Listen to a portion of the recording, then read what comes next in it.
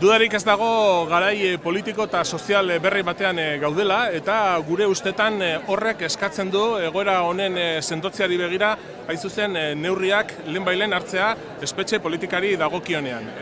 Zentzu horretan, hemen gaude gaurko mobilizazio honetan, esateko espetxe politikaren aldaketa horretan beharrezkoa dela jadanik gaixo dauden preso guztiak askatzea, eta horrekin batera etorri beharko direla ere beste neurri batzuk hain zuzen lehen esaten nuen bezala egoera politiko eta sozial berri hori sendotzeari begira.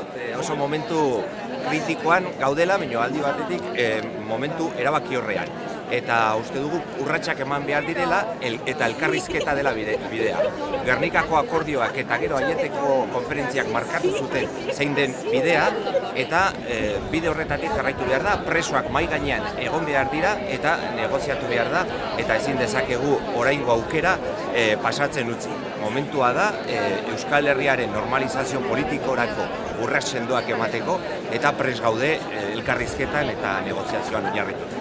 Estamos ante un nuevo tiempo político en Euskal Herria, un tiempo político por el que este pueblo ha hecho una apuesta firme porque todos los derechos humanos, todos los derechos civiles y todos los derechos políticos puedan ser ejercidos en libertad.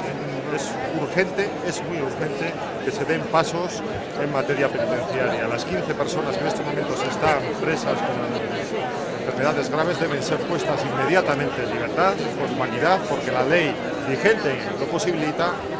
Mezu argi bat bidali behar diogu gure herriari momentu honetan, eta mezu hau hauxe da. Animoa ez galtzea eta segitzeko orain urte batzuk hartu genuen bide berberatik. Mobilizazioaren bitartez lortuko dugu gure preso gaixoak kalean egotea, etxean egotea, gurekin eta baita preso guziek ere. Animo gure herriari eta bide hortatik mobilizazioaren bitartez segitzeko.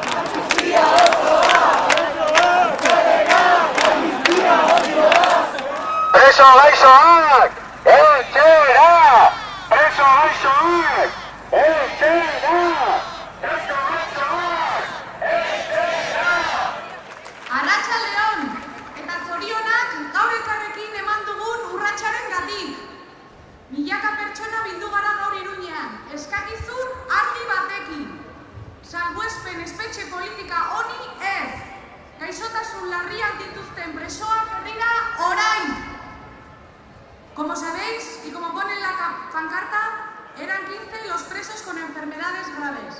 Hasta ayer, que salió de prisión uno de ellos, José Mari Pérez, Churi, junto a Juan Mari Garataundi y José Ignacio Castañaga. Después de haber cumplido entre ellos los tres más de 73 años en la cárcel y con toda su condena cumplida de largo. Desde aquí les mandamos la bienvenida. ¡Ongi etorria!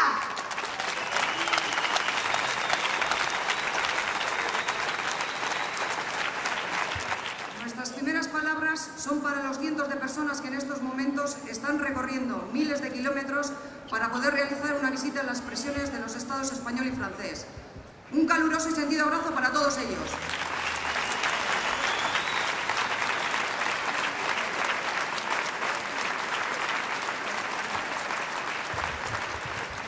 Los familiares de los 14 presos y presas con enfermedades graves e incurables queremos mostrar nuestra preocupación y angustia por la situación que se ven obligados a padecer nuestros seres queridos. Se trata de un atropello de los derechos humanos más elementales, que pone en riesgo la ya de por sí delicada salud de nuestros familiares y alimenta nuestra inquietud. No es de recibo, ni justo, ni admisible que personas que padecen enfermedades psicológicas, severos problemas cardiovasculares o cáncer continúen en la cárcel.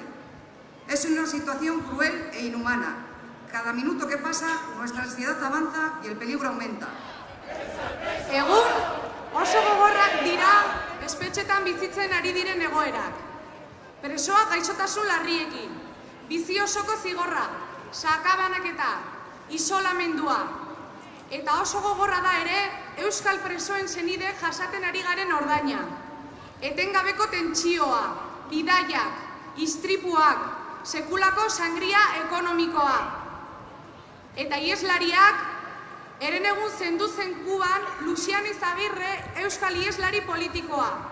Haren familiari gure elkartasuna eta samina helarazi nahi diogu.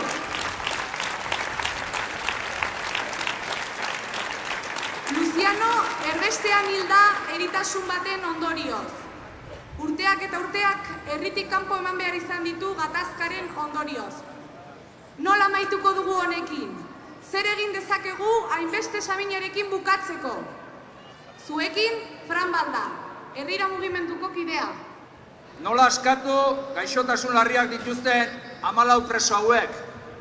Nola bukatu biziarteko zigorrarekin? Nola amaitu estatuen inmobilismoarekin? Gure apustua argia da. Inmobilismoaren aurrean mugimendua. Gaur berriz egin duguna. Egunero egiten ari garena. Mugimendu zabal, berria eta berritzailea. Bakearen eta konponbidaren aldekoa. Etorkizunari begiratzen diona. Porque aquí la fotografía está muy clara. Una gran mayoría social está pidiendo un nuevo rumbo en la política penitenciaria.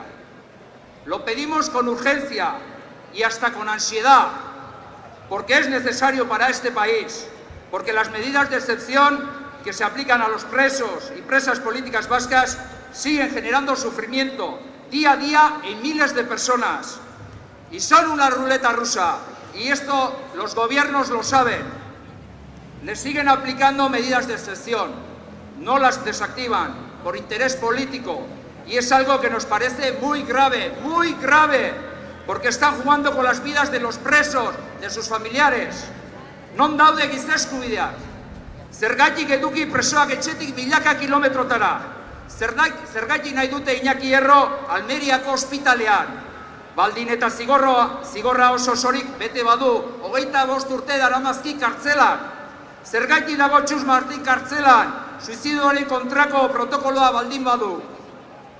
Todo esto sigue rezumando a venganza, crueldad política, política de guerra, cuando aquí todo el mundo tiene claro que la dirección es la contraria. ¿Cómo si no vamos a seguir avanzando hacia la paz? ¿Qué pasa ahí en forzar la legalidad para mantener en prisión a personas con cáncer que han cumplido toda su condena? Tienen que liberar a estos presos, a estas presas. Lo sabemos en Euskal Herria, lo saben en Madrid y lo saben en París, pero no podemos esperar a que les convenga en base a tal o cual interés político, porque podría ser demasiado tarde. Y lo mismo con los 60 presos, con los más de 60 presos y presas, que han cumplido la totalidad de su condena y que están sufriendo una cadena perpetua de facto. Horregatik, herrira mugimendutik argazkia aldatzea proposatzen dizuegu.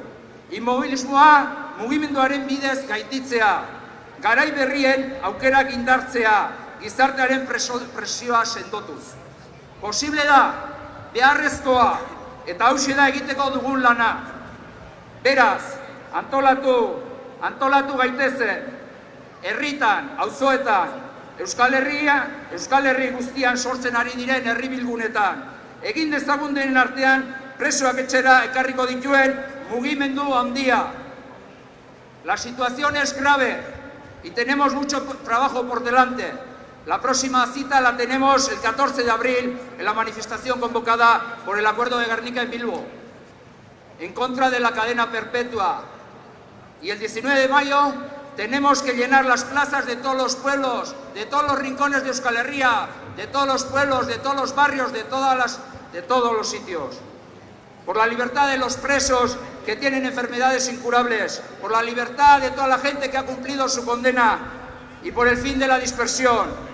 Beraz, apirilaren 14an kalera, eta maiatzaren 19an goazen plazara, eta denok lanera. Si no les vale con taza y media. Presio soziala, antolatu presio soziala, antolatu mobilizazioa. Egin dezagun kriston auzolana. Biba zue, aurrera herrira, euskal preso eta islariak etxera. Merezi du, aurrera!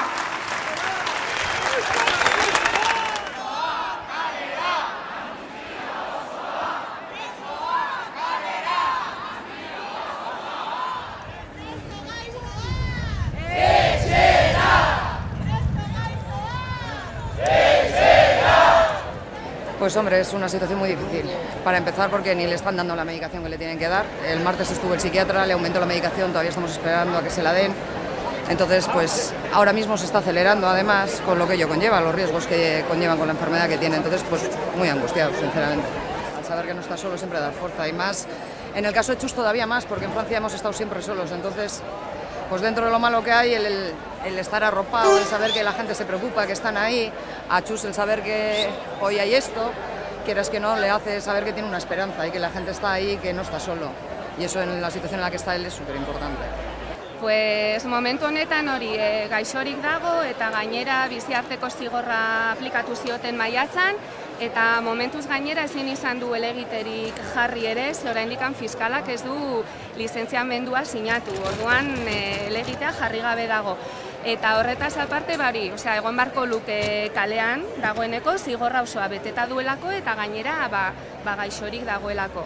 Eta gaixotasunarena nola daramagun, ez da erraza, ze askotan ez jakintasunak eta impotentziak sentiarazten zaitu hori ez gaizki, ezin duzulako egin nahiko zenukena edo behintzat zure eskutan dagoena. Eta gero ikusita gainera bai espetxeko jarrera eta gero ze prozesua eramaten duten gaixorik dauden presoekin eta euskal preso politikoekin orokorrean, kezkagarria, ze bada hori erraraz esaten den bezala, unsin bibir, eta beraiek ez dute egiten eta ez dizute usten zuri egiten, eta beraien legea aplikatuko balute, kalean egon beharko lukete, eta orain osteguneko berriarekin, egia esan, horrelako zehozer nik espero nuen. Hasiera batetik gauzak ez ziren errazak izan behar, eta lan asko daukagu egiteko, asko borrokatzeko, baldin eta atera nahi baditugu guztiak gartzeletik eta egoera hau gainditzeko. Orduan badakigu antolatu lan egin eta aurrera. Pues yo creo que Josécho lo está llevando bastante bien, aunque el problema yo creo que es preocupante, porque a pesar de que le han operado del corazón y tal, yo creo que las condiciones carcelarias no son las más adecuadas, a cientos de kilómetros de su familia, la atención no puede ser igual y yo creo que debía estar por lo menos en una cárcel cercana aquí. Y bueno, pues de cara a nosotros los amigos, pues el hacer tantos kilómetros para verle a él, pues es lo que supone, pero ahí estamos, no vamos a dejar de estar, nos tiene para lo que quiera y no vamos a faltar. Allá donde vaya Josécho, allá vamos a ir todos los amigos. Tiene glaucoma y un ojo lo tiene prácticamente perdido y claro, el otro pues con nada que tiene pendiente de un hilo, con nada que le pase se queda ciego. No, lo llevan pues cada 3 meses o igual a Salamanca, al hospital. Nosotros lo único que pedimos es que lo acerquen, por lo menos que lo acerquen aquí, porque aquí han solicitado el hospital para a ver qué pueden hacer por él. A ver, antes de que se quede ciego, por lo menos si se puede hacer algo, pues oye, la esperanza no hay que perderla. Yo por lo menos no quiero perderla.